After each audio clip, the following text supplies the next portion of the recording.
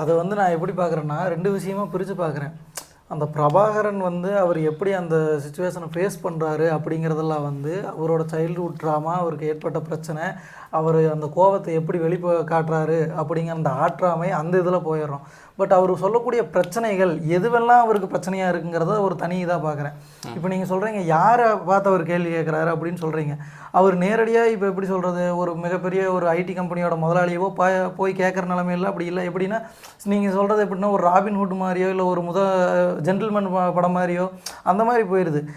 ஒரு நடுத்தர வர்க்கத்தில் இருக்கிறவன் அவனோட ஆற்றாமையை எப்படி காட்டுறான், அவனோட கோவத்தை எப்படி வெளிப்படுத்துகிறாங்கிற மாதிரி தான்.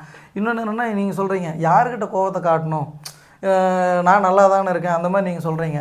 ஆக்சுவலாக இப்போ தாராளமயமாக்கலும் உலகமயமாக்கலும் வரும்போது யார் உங்களுக்கு அந்த தனியார் மயமாக்கலை கையில் எடுத்துக்கிட்டாங்கன்னு நினைக்கிறீங்க? யார் அதை எடுத்துக்க முடிய சூழ்நிலையில் இருந்ததோ, எந்தளவுக்கு பொருளாதாரத்தில் மேல் இருந்தாங்களோ அவங்கள தான் எடுத்துக்கிட்டாங்க. இப்போ அவங்க எடுத்து